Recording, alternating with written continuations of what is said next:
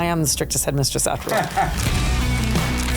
As a very disruptive head teacher, has society failed our kids? Definitely. One of the reasons why Michaela, our school, does so well is precisely because I've stamped out bureaucracy massively. You need to care about shirts being tucked in, because otherwise they'll bring in knives. You should be mayor of London then. There are lots of children growing up then without fathers. The school then becomes even more important. To be encouraging a child to pursue puberty blockers is deeply shocking, and we're not looking after them. In fact, we're harming them. The woke way of being has infiltrated schools. It means the apocalypse. Do we have a problem with kids being radicalized? We're not dealing with rational people. I mean, the fact is... Do we have a problem with kids being radicalized? Radicalized how? Well, it seems that there are more younger people that are going out and committing heinous crimes at the moment. When you say, are they being radicalized, that sounds like it's too direct, that they're going somewhere and that there's a bunch of adults who are saying, get up to this, get up to that. I would just say that's... Is that not why a 17-year-old would go and stab a load of kids? Because they've been infiltrated by an adult. Oh, I see. You're talking about that is radicalization. Yes. Yeah. I just thought you meant knife crime was going up. Well, it is also, isn't it? Yes, but they're separate things. Right. Okay. So the Let's do both. Yeah. Okay. Yeah. So there's the radicalization that you're talking about, Islamic radicalization you're talking about, where young people end up perhaps attending a mosque where they're being taught various things that are very dangerous. And they become radicalized and very angry. They go online, they access materials, and they meet certain people who radicalize them, and then they end up stabbing someone and so on.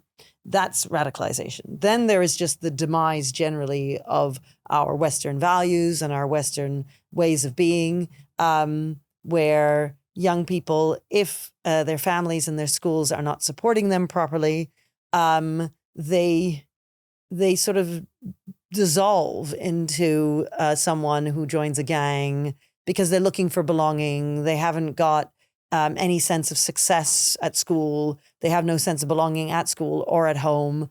Perhaps dad isn't in the home, etc. And they end up going down a route that means that they're under pressure to carry a knife, and then they end up using the knife and so on.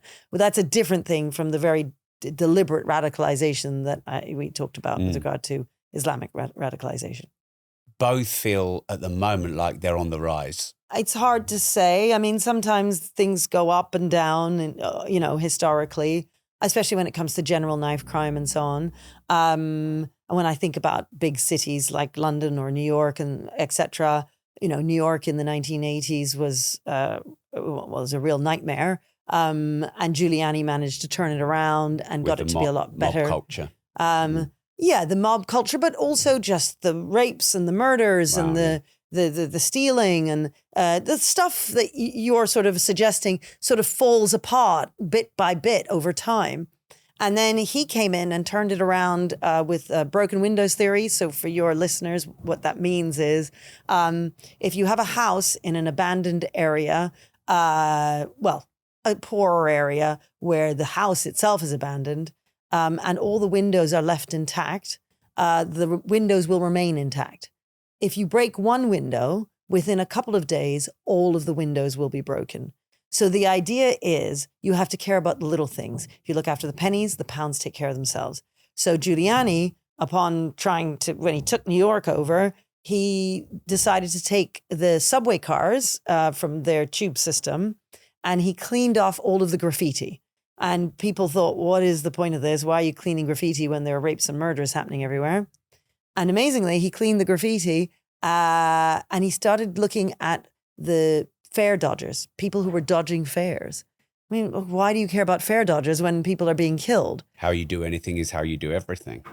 Exactly. The police would find a fare dodger and then they'd look him up and realize, actually, he's a murderer too.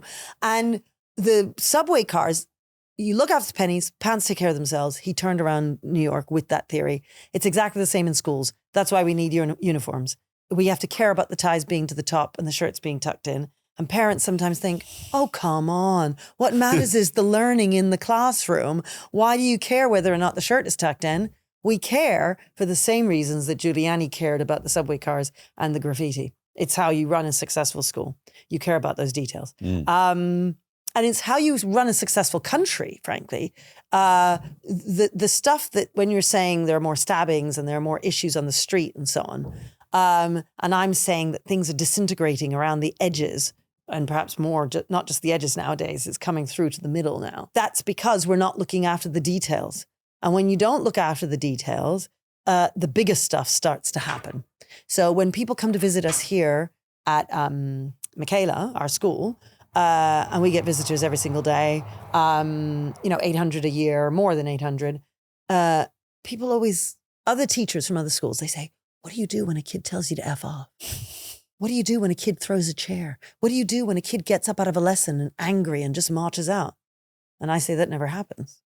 And then their only explanation is, well, you must have a different set of kids. You must select, obviously. And I say, no. We get given our kids by the council. We're in the inner city. What they don't understand is we look after the details. And when you're looking after the pennies, the pounds take care of themselves. And in this instance, it means the big incidents simply never happen. Or if they happen, it's once a year, It never happens because we're looking after those tiny details. And so, I've been known to say things like, you need to have a uniform in school.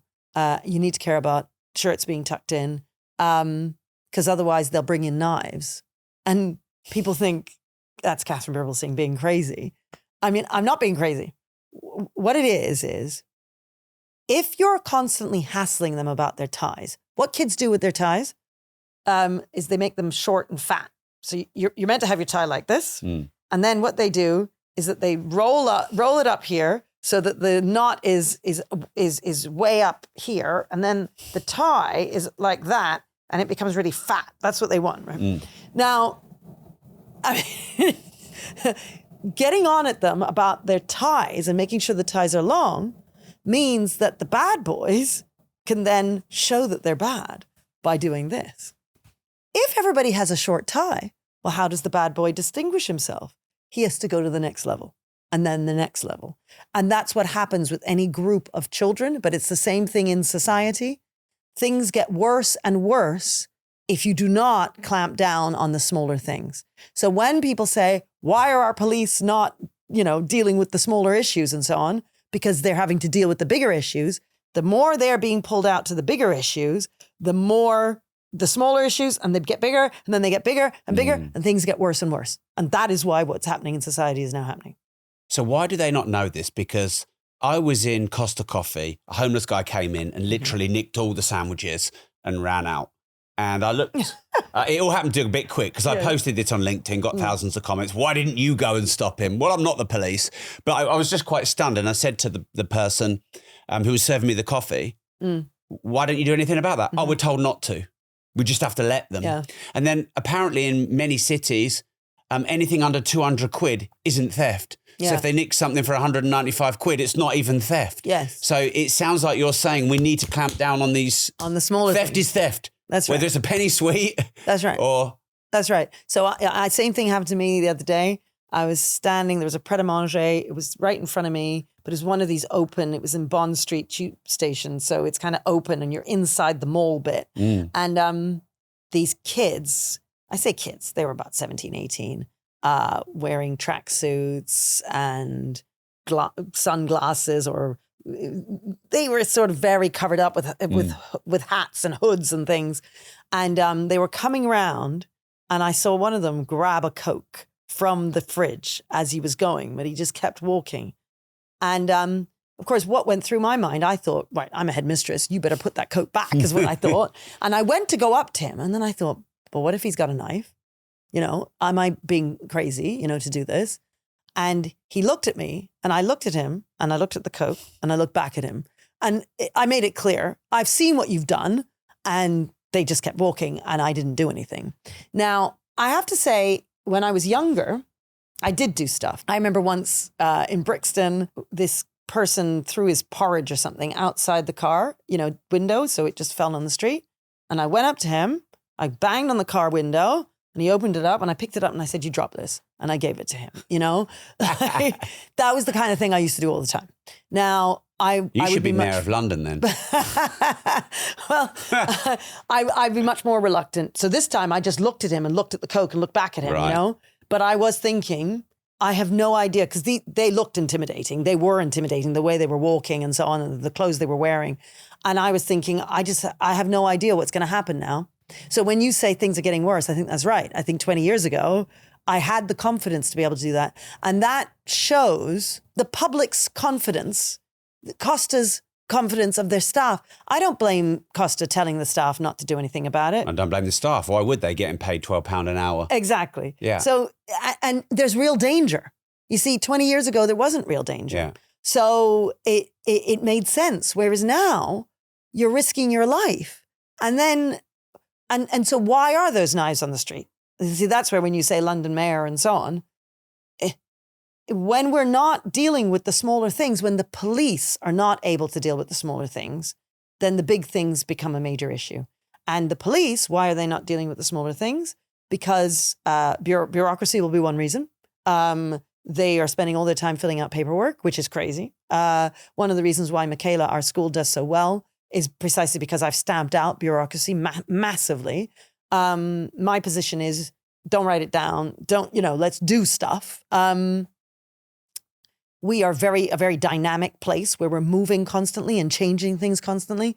We'll have several timetables in a year, for instance. Most schools, you have one timetable that's fixed in September, and then it doesn't change. We're constantly changing ours depending on we just move with what we need, you know? Bureaucracy is, for the state sector, in hospitals, police, schools, and so on, is a total nightmare. So the police are busy doing that. I also think that more recently, in the last 5 to 10 years, all of that stuff around hate crimes and so on, not just hate crimes, but also crimes on social media, people speaking out and saying things and so on. The way in which the police have now been focused on that, I don't blame any specific individual policeman, obviously, but the whole police force have been pushed towards that. And it means that's where their eyes go. That's what they're looking at, instead of looking at the small issues that are going on the street. So, for example, when Labour took over, they started putting people in prison for social media posts. Prisons that are full, where convicted criminals were getting released early. Yeah. Why are we doing that? I'll put it to you from their point of view, what they think. So they think that they don't want to have race riots. And they're worried about the disintegration of the country, across tribal and racial lines, which is a good thing to worry about. I think that's a good thing to not want to have to happen. Politicians think we better not tell people what's going on, because if we tell them, then we're going to have a reaction, and that we don't want that reaction. But the more they don't tell people, the more suspicious people get of the government, obviously, because they know they're not being told. And then that means tiny little things can spark in a community to make a riot happen, because they don't trust the information they're getting, not just from the politicians, but also from the media. They don't trust the media, which I can understand. I mean, I get it from both sides. I can see it from both sides. And then as soon as something is sparked, politicians and the media go, right, well, obviously they were told too much. And then they double down even more on the idea that we shouldn't be telling them anything. But why don't they just actually deal with the actual crime that happens, as opposed to the spoken hypothesis? Well, I don't think that they're not dealing with the crimes that are happening. I mean, but isn't like conviction rate of rape and theft so low in the UK? Like 3%. I think it's really low. Oh, that's interesting. Yeah. And I think you felt that also that we don't feel as safe, and there seems to be more crime, and we're not dealing with the little things. Yes. So that's the thing that I'm interested in. Although you're absolutely right that, like, at school, I feel that schools are a microcosm of society. They are, and I'm going to get to that. I come back to school to say, in school, it's true. It's not just that we're successful here, not just because we look after the little things, but because we also take it very seriously on the other end. So when a kid does something bad, they go into our referral center, meaning that they're working in silence in a little cubicle for the whole day. And they're not given biscuits and tea and, oh, poor darling, let's have a chat. It's something, they don't want to go there, you know? And we take that very seriously. So you have it happening on both ends. The big stuff, something happens, and the little stuff, we're on it. So the little stuff doesn't become the big stuff. Yeah. What you're saying is that we're not dealing with the big stuff. Doesn't feel like in the it. courts. Yeah. And to be honest, I don't know. I can't tell you about the stats for that. And if that's the case, then that is also a huge problem. So in a school, the police are like the teachers. In a school where you're not dealing with the little stuff and clamping down and making sure there's order and so on, the teachers give up. They sort of go, gosh, well, another day in the trenches, off I go. And they don't really expect that much of the kids. They're not pushing them. They find it hard because they're exhausted, because they know that the school isn't tight, you know? Now, it's the same with the police. If they know, gosh, if I arrest him for that, I have to write up a whole load of paperwork. That's going to mean another 2 hours of writing. Oh, I can't be bothered. They give up because there's too much of a burden on their shoulders. You know, now I'm not talking about any specific one policeman or teacher. I'm just saying culturally, I know that's what human beings do. They give up because they think this is too much trouble. Exactly. Yeah. It's like the Costa stuff. Yeah. It's not worth it. It's like me with the kid in the Coke bottle. It's not worth it. Yeah. You know, so we all do it. It's just human nature, obviously. You give up because you think, I'm the only person doing this the right way and nobody else is. And it's what you said. Well, it's not my job to go after this guy. Why am I going to do it? It should be the police. And the police are thinking, yeah, but it should be my bosses. And the bosses are thinking, yeah, but what about the mayor? But what about the politicians? And everybody's passing the buck, as it were, because that's what it is to be human. Okay, so on the other side of it, we've got Elon Musk, who's gone into the government with Doge, exposing all the wastage, getting rid of most of the government workers, and just blowing it up from the inside out. Yeah. As an outside observer and as an entrepreneur who doesn't like bureaucracy, wastage, friction, it feels like the UK could do with some of that. What do you think? Definitely. Definitely. I mean, look, I have to say, I think Elon has his issues. You know, it's not like I'm some major Elon fan. I think it was perhaps ill-judged to have made that salute. Did he do that though? What do you mean? No, but I mean, number one, the media love to twist something, and you can get a still of anyone doing a salute. I know, but they've tried to do it with lots of other people doing this. They might have just had an itchy armpit they were just about to scratch. No, No. But I saw the video. I mean, the point is, it was just like a primate showing his power. He's not a Nazi. Oh no, I know he's not a Nazi. No. I'm not saying he's a Nazi. So to do that, I think the media have just. Well, I assume. So do you think that was a Nazi salute? No. So then, what's the issue? Because we're not dealing with rational people. I mean, the fact is that it was a stupid thing to do. It was an own goal. Why do it? Now, I assume it was one of these Roman salutes, is what they say. I don't really know what he was doing, but the fact is, why invite that? Right? Why do it? Should we not be looking at his policies, his actions, yes. his value, his contribution? Look, it can both be the case that I agree with you. He's not a Nazi, that we should be looking at his policies and all of that. But you just think doing that was a bad move? But it was a bad move. He didn't do that. He did something like this, some nonsense like that. In fact, I ought to be careful doing it on here. But well, that's it. Someone could just steal that and, you're a Nazi. But I just think that's just media bullshit. Yes. The way that they twisted that. I mean, that's my personal opinion.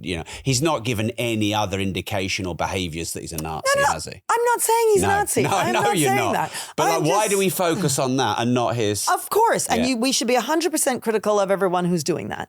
I'm just saying he shouldn't have done it because otherwise, I should probably not have done that right now. I do think there's something problematic about the fact that he's the super rich guy and he's a friend of Trump's. He hasn't been elected.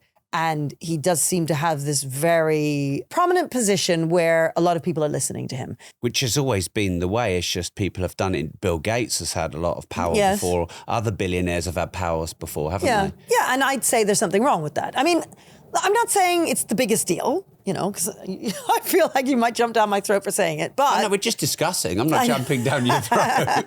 But I do think that as a society, we need to not worry, that's too much, but we need to think about whose voices are amplified.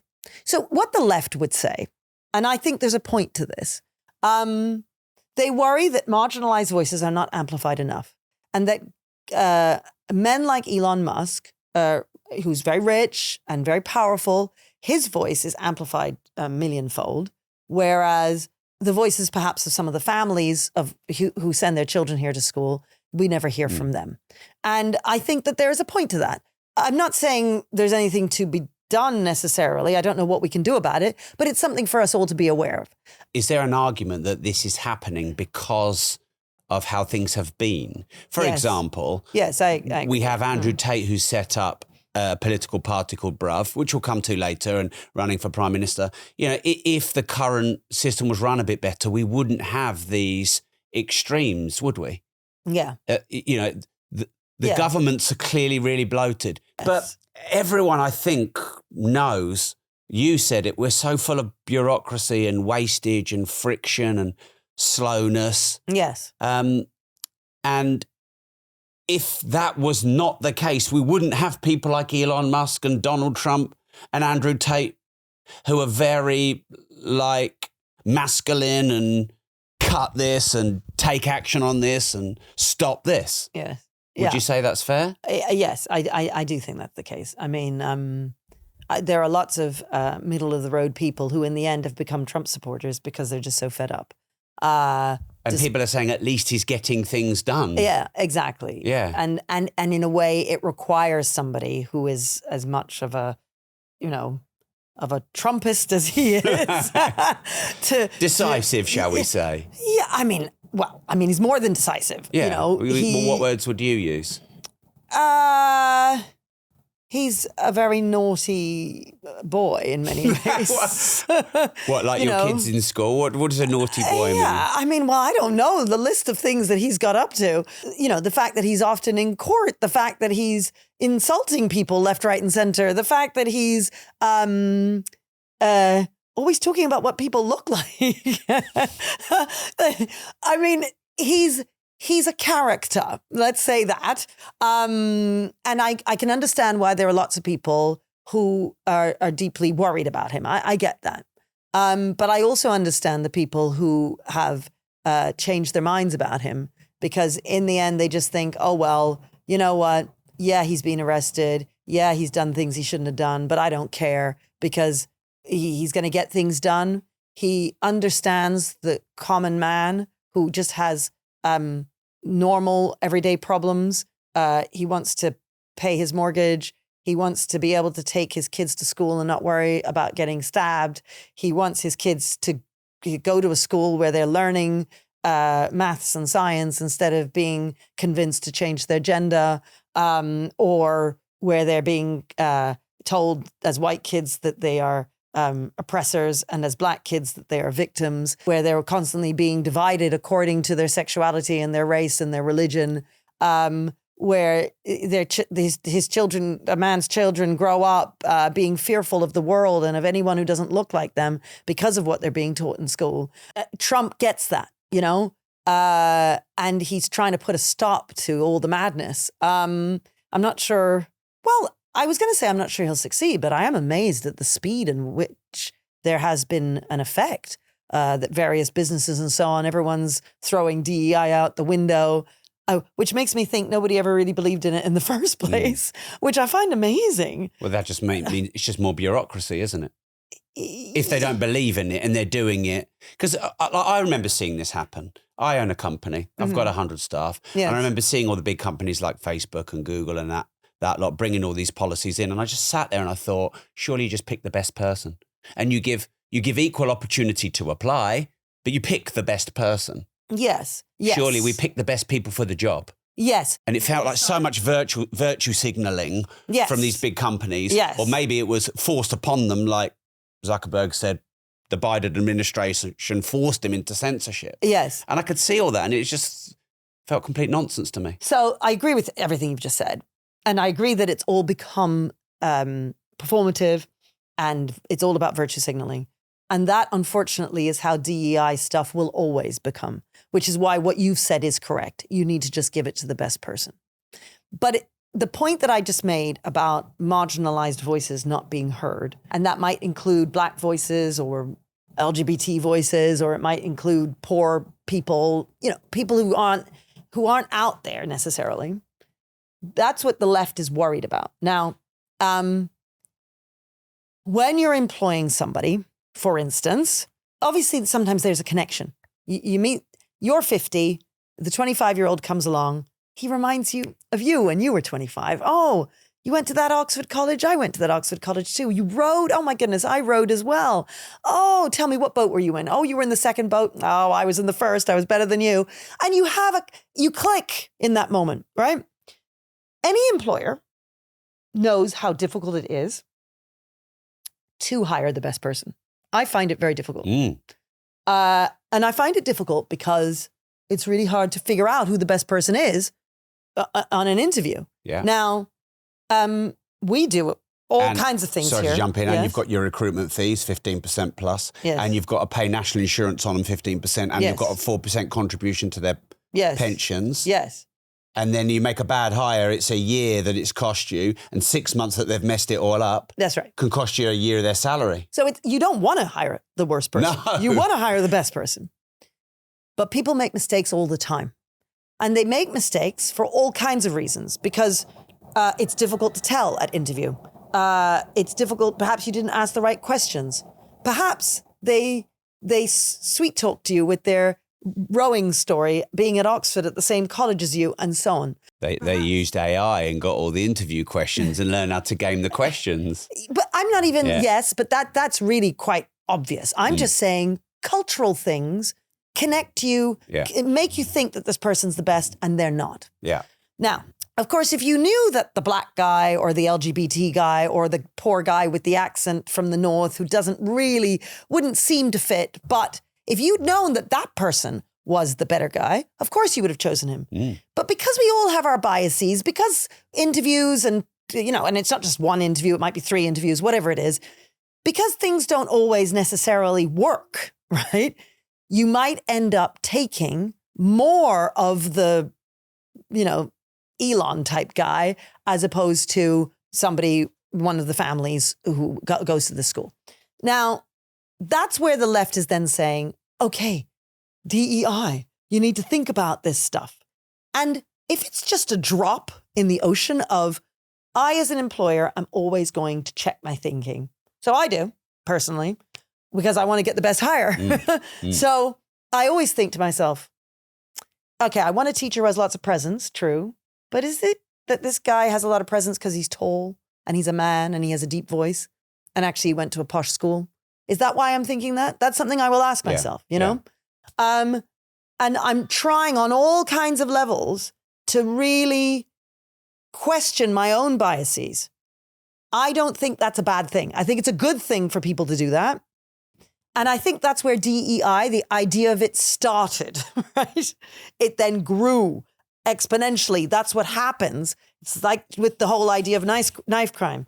Things expand and good ideas end up becoming bad ideas. And what DEI has became in America, and is still the case here, it becomes a virtue signaling thing. It becomes I don't want to be a racist, therefore I'm going to make sure that I pepper a couple of Black people here. I don't want to be transphobe, so I'm going to talk about the importance of being trans on my website, because that means I'll get my box ticked. People will leave me alone and I can get on with whatever it is I want to do. Which then adds to bureaucracy. Oh. It's just layers of wastage. Yes. So everybody has to do a DEI training for a day.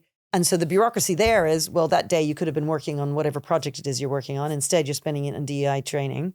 You're sat on some Zoom call with a whole bunch of people with a trainer who really doesn't know that much about implementing DEI. They know that they have the lived experience. They can tell you about their lived experience. And maybe they could have told you a really inspirational story about their own lived experience. I was gay growing up, and then I didn't know, but I knew I didn't really belong. And then I figured it out, but then I had to come out to my mom, and she broke down in tears. And you tell an inspiration, they're great. You have the lived experience, but that doesn't mean that you know how to make it so that the people in an organization check their biases, because I can tell you that's quite hard. And they don't know how to do it. And so, in fact, you're putting people on this call and wasting their time for that whole day.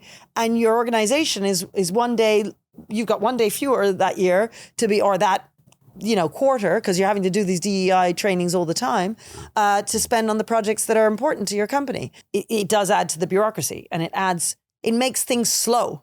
What you were saying earlier, it slows all of us down, and it means we're less productive. And most importantly, I think less satisfied and happy and purposeful, and it removes meaning from our lives. So I've got maybe a theory on how we improve various things in society, which I'd like to ask you. But first, I need to ask this as a very disruptive head teacher. Yes. Has society failed our kids? Yes, definitely. And I think that's a really great way of putting the question. Has society failed? As opposed to have schools failed our kids? Because people always just blame schools. And while, of course, I want to hold schools to account and I want to hold head teachers to account and so on, the fact is that schools are just a representative of what's going on in society. The teachers are in society. The head teachers are in society. Most head teachers are not like me. I mean, you're independent, they're not. Is that what you mean by not like you? Yeah. So, what I mean is we set up the school. My governors and I are working together, and yes, they hold me to account. Yeah. But I haven't been hired by them. And I do think that makes a difference. You're a head teacher in a normal school. You're too frightened to speak out on issues. Right. You're worried about losing your job, and you want to pay your mortgage and walk your dog and take your kids to school. I'm a little bit crazy, I mean, I'm quite happy to take my life into my hands and do all kinds of things. Most people aren't. And it shouldn't be the expectation for head teachers. Head teachers are normal people. So it needs to be the case that head teachers should be able to run a school and run a successful school without risking their lives, risking their livelihood, risking their mental health. That shouldn't be the case. The values that are in society are then simply represented in schools, right? So where Trump is amazing is that he is changing society, right? He's changing the expectations of society. All this DEI stuff that's now being thrown out the window. Well, society is changing in the US. And when society changes, the schools will change, because the schools are filled with people from society, right? So while, of course, things need to be changed in our schools for the better, the number one thing we need to deal with is society. Because once you change society, schools will change. And then once schools change, society changes. They're working in tandem with each other all the time. That's the key thing that I love about your question. You get that society has huge impact on children. And their schools have huge impact on them. And their families have huge impact on them. And a family, so this is an interesting one. Fathers in the home, for instance. 50, 60 years ago, there was great shame around a dad who wasn't in the home, So guess what? All the fathers were in the home. The stats that exist for America, Black families were more or less just about the same as white families, if not higher at certain times in terms of the father being in the home. And that was in the days when racism was really, really, really bad. So the fact is that fathers were in the home for lots of reasons. I don't just think it was about shame. I don't think they were all wanting to run out the door, but then would stop like there was a force field outside the house. I can't leave because otherwise shame will come upon me. But shame will have played a small part. But then it just becomes the norm. That's just what everybody does. You get married and you stay married. That's just what you do. You certainly aren't having children outside of wedlock, without even having the intention of getting married. That wasn't normal then. And so we are group animals, and group animals, we behave like the group. So if everybody's carrying a knife, well, you carry a knife. If everybody's letting the boy go with the Coca-Cola that I saw, well, you let him go. So society matters because we all just do what society does. And is a fatherless home one of the biggest issues with kids growing up lost, going to crime? Is that why you mentioned that? Yeah. It's the single biggest thing, is it? I wouldn't say it's the single biggest thing. I'd say it's a big thing. There are some people, there are lots of conservatives in America who would say it is the single biggest thing. Larry Elder is very good on this. Black American. He has a show in California. He has loads of stats to say, about fathers. If you don't have a father in the home, you're more likely to be unemployed. You're more likely to end up in jail. You're more likely to end up dead, and so on and so forth. It is definitely an issue. And then there's just, is the father not in the home, but is he at least in the child's life? Because of course I have families here where that is the case, where it's the case that the father isn't around at all, because people get divorced, fine, but dad needs to be in the child's life. The fact is that there are families where dad has never existed, or he existed for the first few years and then he goes. And I wouldn't just blame it on the dads, by the way. There's a group where these men run this group, and I've met with them and spoken to them about helping them put together a policy for schools, which is about co-parenting. When families have split up, how do they co-parent? Because too often fathers end up being pushed out of their children's lives, sometimes by an angry mum who is annoyed because he cheated on her and he went off, or whatever it is that he's done. Or a lawyer that likes to bill up and wind everything up. Yes. Well, and then there's that. Exactly. The legal system. Exactly. Yeah.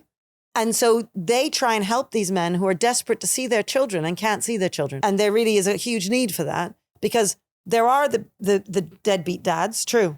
But there are also a bunch of dads who are desperately wanting to see their children and can't see their children because bureaucracy gets in the way. And the system gets in the way. And so there are lots of children growing up then without fathers. And then there's just the schools. I mean, schools are such an important, hugely important part of a child's life. I mean, there's the family and then there's the school. If you think about it, what does the child see every day? Child sees his family and sees his school where he meets his peers. Okay, so that's why the school is so important. And I'm always at a loss as to how do I persuade people that schools are so important? I would say, well, are they more important than dads? You know what? The fact is we are where we are. Many homes do not have dads, right? That's where we are. So then maybe the school's even more important. Exactly. The school then becomes even more important. And the school in some ways can help bridge they can help with the co-parenting. Yeah. So when I met these guys with Both Parents Matter, I realized we didn't have a co-parenting policy, right? And I realized that, well, it's true. We just want to get in touch with the mum all the time. And yeah, we have the dad on there, on the application form and so on, and in our system, if mum has given us his details. But if mum hasn't given us his details, we just don't have his details. And when we send out the report cards twice a year, well, we send them to mum. We don't send them to dad as well, unless dad has come in and specified, you have to send me this report. So all of that bureaucracy actually around the logistical issues around how do you keep both parents informed when they're not in the same household? Are you motivated as a school to do that? Do you recognize as a school the importance of the father being involved in the child's life? Well, I mean, nobody ever talks about this, do they? It's not something you see in the news. It's not discussed on podcasts. And so people don't realize just how important it is for the school to be in contact with both parents, for the school to play that vital part. when I meet with families, I always want both parents there. Because otherwise I'm speaking to the mom. And then what happens when the girl goes to stay with her dad? Dad doesn't know that we've agreed a bedtime of 9:30. Dad doesn't know that we've agreed smartphone only available for 1 hour. I mean, both parents need to be there. So that sort of stuff, schools are struggling with all the time. There isn't anyone who's educating you about this, who's training you on it as a head teacher, as a head of year for your year group. Yeah, all of these things matter. And I wish we talked about them more, because it's what makes up society, right? That's what makes up society. And we don't seem to realize it. As a society, we don't realize just how important society is. So within half an hour of opening my phone this morning, I nearly threw the thing. I open my texts, get a load of spam. I open my email, get a load of spam. Go into my DMs, get a load of spam. And I think I've figured out why. Because there are all these companies that buy your data. And there's like hundreds of lists that you're probably on, that you don't know you're on, that you didn't subscribe to. And that's why I'm very excited to partner with Incogni. Because what Incogni do, you join, you just put your details in really easy, and they're not going to spam you. And they hustle and fight and push on your behalf, and they force you off all of these lists and databases. So to get an exclusive 60% discount off an annual Incogni plan, go right now to incogni.com/disruptors or click the link in the description box on this episode. I suppose if you think long term, if you can sort the schools out and have an environment where the kids have good discipline, they're treated like individuals guiding on a path to finding their own uniqueness and place in the world. They're taught really good personal financial education. They're taught really good communication and interaction. You're taught how to develop relationships, and they're taught early and all the way through. Does that not dissipate 90% of society's problems? Like, the economy is fucked, but people aren't taught how to manage their own money. You know, obviously I donated some of my books to the school, and hopefully kids can read them young. Yeah. But people come to me, not the school, to learn about personal finance, because they're not taught how to manage their own money. So they're not taught that. Clearly, there's not enough education around, you know, being fatherless or dealing with co-parenting. So why aren't we focusing early in the schools and sorting it out there? Well, I mean, I would actually argue that it's not just that it's not being dealt with. They're being taught the opposite of what you've just said. I mean, the finance stuff, that'll be a question of lacking expertise. Teachers don't necessarily know. That isn't a culture war. Whereas what you've just said is a culture war about fathers. I mean, look, the group that I just told you about, Both Parents Matter, they used to be called something with fathers matter or something like that. They had to change it because they thought they can't just... DEI probably got them to change it. Well, they couldn't talk about fathers because you can't talk about fathers. You're not allowed. I mean, I say you're not allowed. Society doesn't allow us to talk about the importance of fathers. I recognize there are all different types of families out there, right? I get that. I'm not saying that there shouldn't be, you know? I get that there are LGBT families. I get that there are single parent mum families. There are single dad families. There are all kinds of families. And they all deserve recognition, and I have no problem with that. But it is true that the vast majority of families are not those different sorts of families. The vast majority of families started out as mum and dad, you know? And we should be aiming to try and keep them as best we can as mum and dad. And we aren't aiming for that, I think, because we worry about insulting the other types of families. And I don't think it's an insult to them to talk about the importance of mum and dad at least trying. That it's and if they don't make it, that at least dad stays in. It's so important for dad to stay in the lives of his children. So why aren't we focusing on investing in education and getting education right at the grassroots? It's because society's broken. Are Labour doing what they should be doing to sort the country out then?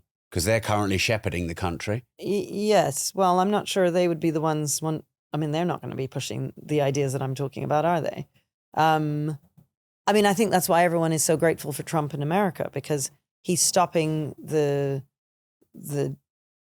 gender madness. And when I say madness, I'm not saying that adults can't make a decision about what they want to do with their own bodies. Of course, they should be able to. But children should not be able to do that. I don't even give children a choice of what to eat at lunch. Well, they don't know, do they? They don't know. Yeah. Well, they're not going to eat the broccoli, are they? They're going to eat the chocolate brownie, yeah. Right? If you just say, eat what you like. Mm. And similarly, if a child at 13 is a bit spotty and a bit awkward and maybe autistic or maybe suffering from mental health issues or maybe just gay, to be encouraging a child to pursue puberty blockers and to physically change who they are is deeply shocking, and that has been happening at scale across the Western world.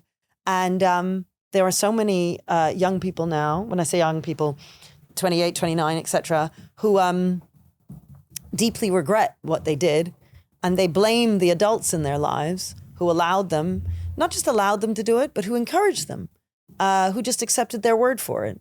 We're meant to be parents, we're meant to be teachers, we're meant to be adults and doctors and so on, who are helping children navigate the difficulties of puberty, the difficulties of not being as attractive as you'd like to be, not being fancied by the boy or the girl that you want. We're meant to help them. And then when they get to 18, they can make their own decisions, But we're meant to look after them. And we're not looking after them. In fact, we're harming them. And I think that what's been happening with children on that front has been deeply shocking. I do think we need more leaders who are willing to question what we've been doing recently. And that's not to say that I don't think that there is a point to be had. I think there is always truth in every leftist position. I really do. Which is why every time you say something, I go, well, let me just give you the point of view of the leftist, because I think there is truth there. It's just that it goes too far. They go too far. Which, to be fair, the right can go too far as well. Yes, yes, yeah, absolutely. I agree. Extremism, either sense, doesn't work. I guess in this interview, if people wanted to criticize me, they could say I've maybe not thought from a more inclusive or more left, or understood and related more to minorities, if they wanted to be critical of me. And I think about this a lot, because obviously for a society to function well, the people within it need to function well. And the more people that function well in society, the better society will be. If we're all able, if we can all work, if we're all healthy, if we're all fit, if we're all strong, if we're all got our own clear path, blah, blah, blah. So I do really care. And I get if someone's been ostracized or marginalized, I get that must be terrible. And, people could say, well, look at you, 40-odd-year-old white male privilege, blah, blah, blah. But I can't help but think if we just had more education for us to own our own agency, autonomy, to own our own self-accountability, to be the best that we can, to figure out how to learn, how to be good at what we do, and to find out what we want to do, regardless of who you are or where you're from or whatever, surely then things change, don't they? Yeah, I 100% agree. I 100% agree. So, but that can be true as well as marginalized voices don't get heard. I mean, that But can be if true. we have the same message, whoever you are, wherever you're from, whatever challenges you've gone through, there are ways that you can improve your life. Because I believe anyone can improve their life. My friend Mark Ormrod, he's been on my show, he's a friend of mine. He had both his legs and one of his arm and half his other arm blown off, and he just broke the world record for a truck pull. And he's raised millions for charity. And, he's got it hard. And like, okay, he probably had good support, and I know some other people don't. I get this. But surely the message is the same, though, isn't it? Whoever you are, wherever you're from, strive to do better, strive to seek out your path, strive to be the best you can at that. Yep. 100%. 100% agree. That's why Michaela's very successful. We think exactly in that way. So I might do an assembly on Serena Williams, but I wouldn't talk about her being black and a victim and how difficult life is for her. My assembly on Serena Williams would be, she gets up at 4 a.m. This is how she trains. She doesn't give up. She works hard. Yeah. This is how we need to be too. And we never talk about our kids from a lens of victimhood. It's all about agency. It's all about you're responsible for yourself and you're responsible for where you get to. See, the problem with what you're tapping into there is the problem with the marginalized voices discussion is if people talk about that too much, then the people who feel marginalized latch onto that and want to use that as an excuse all the time. And the people who feel guilty for not being marginalized, i.e. white people, they go around going, oh, I feel so bad. I'm so privileged. I couldn't possibly judge. Oh my goodness, let me go on a DEI course because I feel so bad for being white. I can tell you I don't feel like that. No, you obviously don't, Rob. But there's lots of white people who do feel like that. And then... Yeah, but surely that's pushed on them by media. Do they actually really feel like that? Oh, no, no, they do. Yeah, but we're all a product of our environment, aren't we? Yeah, it's fine. Society, right? That's what we said. I'm aware that the things that didn't work in my life are my fault and the things that did work in my life are my fault. Okay, look, you are somebody who is very different, okay? Thank you. My mum always said it. So you run a podcast called Disruptors. You are happy to stick two fingers up and go, screw you, I'm doing what I want, I don't care, da-di-da. Most people aren't like that. Most people, and I'm a bit like that, which is why you're interviewing me, right? Most people are not like that. Most people... But you can still learn to be good and learn to find your true path and learn to find your own value and not moan and bitch and complain. Yeah, without going screw you. Yeah, no, I understand that. But when you say, but they're just the way we were talking about the white guilt point, why is it that so many white people end up feeling guilty? Because DEI went too far. Yeah, because society has imposed upon them that they should feel guilty. Yes. I never even thought about white privilege until it was called a thing. Yes. Like I was just you were born as you are, I was born as I am. Exactly. So when one talks about this stuff too much, that means the effect is that white people feel guilty, black people feel oppressed, etc. And the whole of society then changes. One of the things that I keep saying to my younger staff is I say to them, you have no idea what things were like 20 years ago. You weren't really around. I mean, they were around, but they were young. Yeah. I say to them, you don't get it. 20 years ago, I was a fully functioning adult. 30 years ago, I was a fully functioning adult. And I remember what it was like. Race relations were better in the 90s and the early 2000s than they are now. Religious issues in the country were better then than they are now. All the stuff around being LGBT and so on, all of it, everything was better then. So we are getting worse, not better. As you said, knife crime, children being radicalized, etc. So why is that happening? I suppose it's because we're talking about the marginalized voices too much. We're talking too much about the victims and the ones who are not the Elon Musks of this world. And while I have my criticisms, as I mentioned earlier, about not Elon Musk, necessarily, just too but much people, power in the hands of one, I guess. Yes, and too much power in the hands of a few, really. And often those few tend to be from certain types of backgrounds, etc. Often, not always, but often. I mean, a lot of them are immigrants, and a lot of them had a hard upbringing. It was their hard upbringing that gave them the motivation to be successful. About. Yeah, a lot of them. Well, you say that. I think you're talking about business, maybe. Yeah, so probably the lens through business, yeah. Yeah, and that's different. I'm talking about politicians. I'm talking about the people who run the media and the politicians, I suppose. That's who I mean. Yeah. Because they have influence. Business owners don't tend to have the reach that they have in terms of influencing the way society thinks, know? If there are a whole load of very white, guilty people running a particular newspaper, then they tend to write things that encourage other white people to feel guilty, right? And then that guilt spreads and becomes normal, and it's part of society. So that's why the media and the politicians are so important, because they really influence society. Whereas a business guy, he runs his business, he brings up his kids. You, for instance, you have various businesses. I mean, I know you have your podcast, but let's leave the podcast aside. If you were just running your businesses, you wouldn't have much influence. You would just be a guy running your businesses and bringing up your kids. Whereas somebody who runs a newspaper has huge influence. Somebody who runs a TV program, a news channel, that kind of thing, they're having huge influence, which is why Trump is so important, because he's the president of the United States. He's got huge power. And of course, we see the difference he's making. We see the cultural changes that are being made in society right now simply because the president has changed. So, and then when you say about labor, you know, the fact is labor isn't going to think like that. They don't, that's not their raison d'etre. You know, they think they're very pro DEI. They get down on one knee, you know, that's who they are.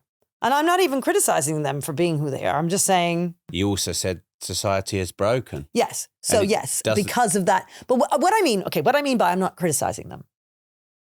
And this is the thing about the small things. Keir Starmer gets on one knee.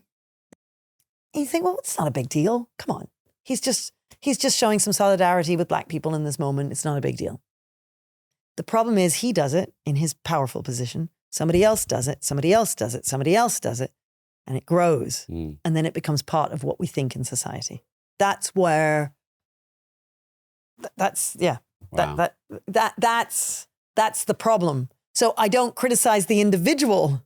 When I didn't take that Coke bottle, you know, I was thinking, go and tell that boy off, right? Yeah. And I didn't do it, right? Multiply that by 20, by 200 times in my lifetime, multiply that by other people doing exactly the same thing, and society falls apart. So you said earlier, values, we don't have the same values. What few simple values do you think we've lost in society that if we had them back might fix society? Well, the values that we teach the children here. So the stuff you were just saying, really. Personal responsibility. You have agency. You are in charge of your life. Extreme ownership, you know? Whatever you come from, whatever is up against you, there will be obstacles in front of you. Yes, there may be more obstacles in front of you than there is in front of somebody else. Doesn't matter. You've got one life to live. You got to take that agency and do something with it. So personal responsibility, a sense of duty towards other people, and the idea of self-sacrifice. So we recite the poem Invictus, and at the end it says, I'm the master of my fate. I'm the captain of my soul. And we all put our hands there.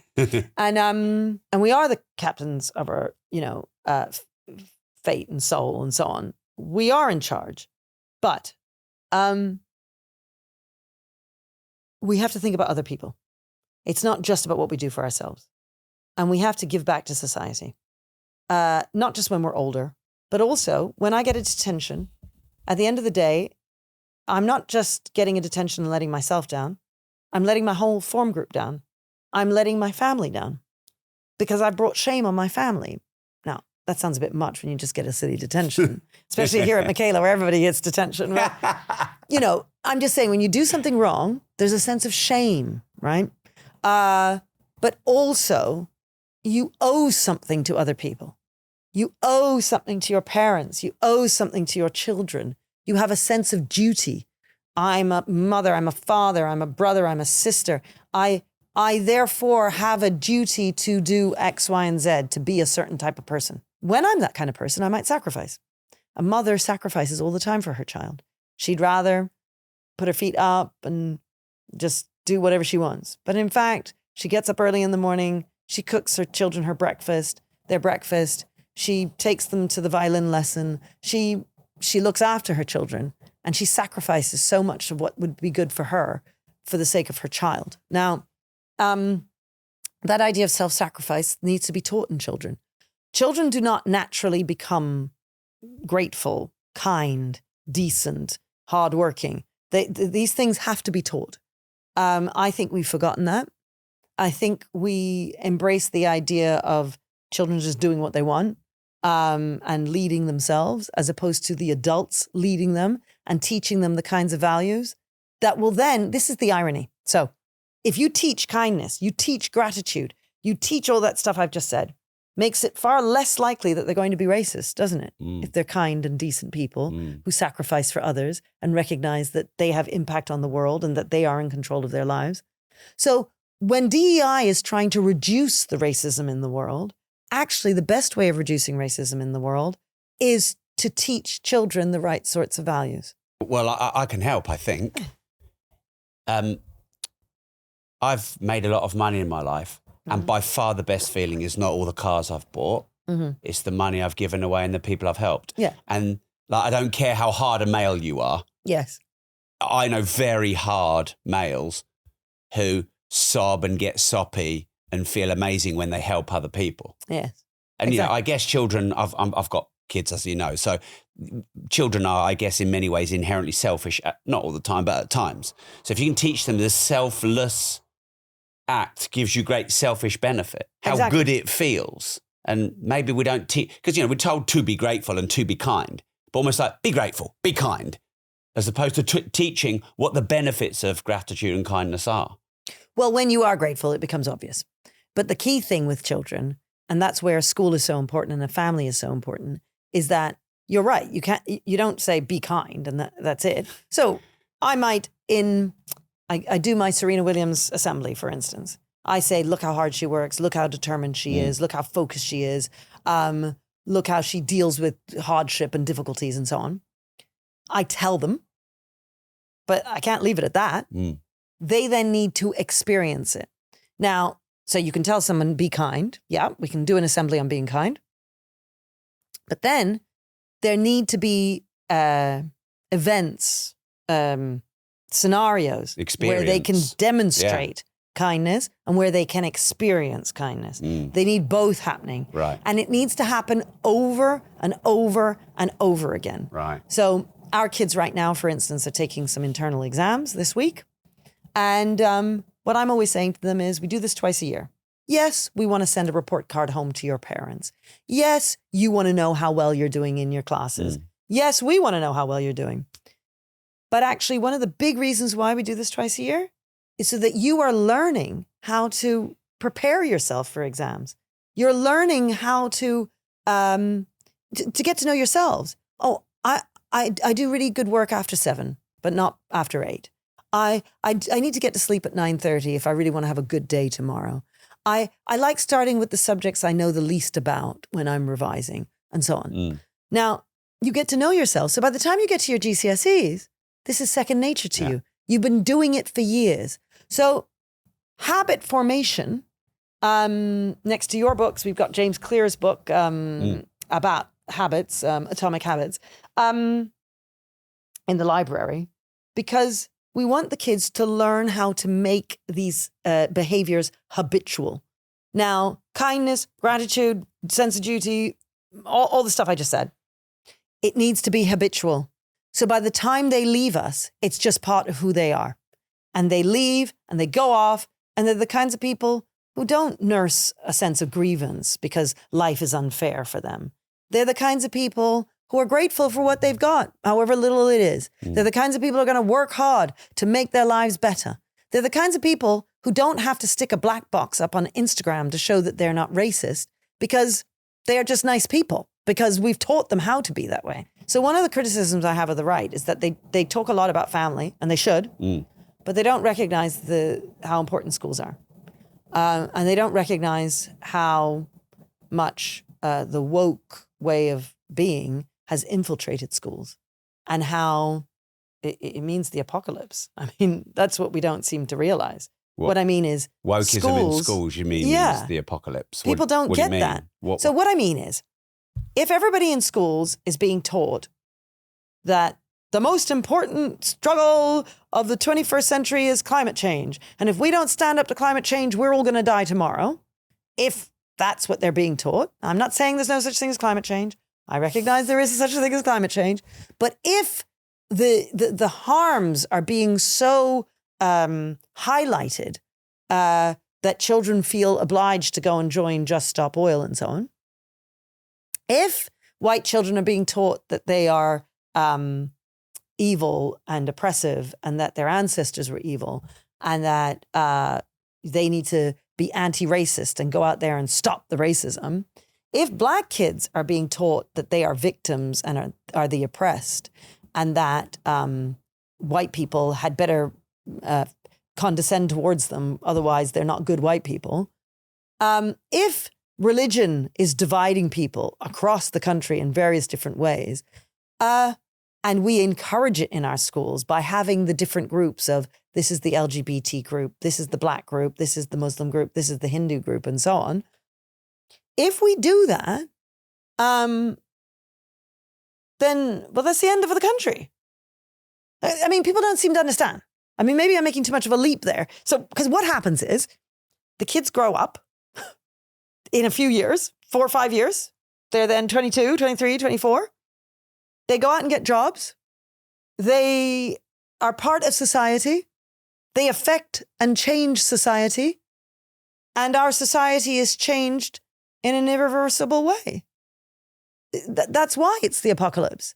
That's why schools are the most important thing of what's happening in our country. I mean, and nobody seems to understand this. And I keep talking about it and nobody's listening to me. I think you're making an impact. Oh, yeah? Well, I hope so. I'm trying, but people don't realize children are the future. They're the future everywhere. Mm. And we should be looking after our future. Mm. My daughter's school shut down. Yes. It's shutting down at the end of the year, but the announcement a few weeks ago was that it is shutting down. And I know it's because of VAT added on, because the school took half the hit on that. Business rates, that went under the radar, but there's now business rates on private schools. Mm-hmm. And my daughter's school, which has 180 pupils and needed 220 to break even, now needs 280 to break even, and right. They've thrown the towel in. And my wife is distraught. My daughter's distraught. And of course, I put it on LinkedIn, thousands of comments, loads of people about, well, you know, private school, you're privileged. Wah, wah. But what do you think of Labour putting taxes on schools? Well, surely that's the one thing we don't tax, education. I mean, if you've just said how important our kids are and we're taxing education. Yeah, and that's the thing. So if private schools were doing their jobs properly, I would be very angry about it. I'm quite happy to give them a tax exemption as long as they're doing their jobs properly. And they're not in 2025. So if we could go back to 1985, I would be absolutely outraged about the fact that they were being taxed because they are doing a good for society. But I actually think too many of these private schools are doing harm to society. Now, I'm not saying your child's school, that was the case. I do understand that there are private schools out there that are doing a fantastic job. But as a whole, what are they doing sector, wrong? They're teaching white kids to feel guilty and Black kids to feel like they're victims, and encouraging the whole trans stuff happening in schools. So the more privileged kids are the ones who end up indulging in all of this nonsense because they're privileged. You know, if you're poor, you're too busy trying to figure out how to pay the mortgage. Mm. Our kids aren't behaving in all that nonsense. They're not partaking in it because they're trying to figure out, you know, we need to put food on the table. You know, I mean, we're normal, ordinary kids in the inner city. Whereas when you come from privilege, you feel guilty about your privilege anyway. And then you're going around looking for hats that you can put on. Today I'm gay, tomorrow I'm trans, etc. Or actually, did you know my great-grandmother was Black? Or whatever it is, to try and claim some victimhood so that you can be admired by your friends. Or I'm suffering from mental health issues, I'm doing X, Y, and Z. You know, and that's not to say that there aren't genuine mental health issues. Of course there are. But the schools are encouraging them in this way. They are. Okay, so I hear you. You don't think that they're doing a good job, but how's taxing them going to help them? No, I agree that isn't going to help them. But I'm not being as outspoken as I might have been in 1985 against them. Because because I think the private schools need to buck up. I think they need to sort themselves out. I think it's completely outrageous. Because it's not just that they should be doing the right thing for their kids. They're meant to be showing the rest of us the way. You know, it used to be the case that I had a sign outside the school that said, private school ethos without the fees. When we opened in 2014, that was our sign. Because the idea was, we believe in tradition, we believe in old school type learning, teacher leading from the front, adult authority, discipline, high standards, et cetera, et cetera. I took the sign down. I don't want that sign up there anymore because private school ethos is not one that I want to copy. Wow. What would you say is your biggest failure or regret? You mean professionally? I mean, however you want to answer it. I'm going to try and stick to professional because I am the strictest headmistress after all. Oh, you're going to give me a PR answer, are you? Well, no. I just want it to be professional. Although, I'm not sure I have any regrets professionally. I mean, you might say the speech I gave in 2010 at the Conservative Party conference, being a bit naive and going off and blowing my top about how the system was broken and so on, ended me up in a lot of hot water. And I was told I'd never work in the state sector again. And then I had to build my own school, et cetera, which is this. But then actually, if it hadn't happened to me... So that failure isn't a regret. Yeah, exactly. Mm. And this show is called Disruptors, as you know. Second time being on the show. Thanks for having us here.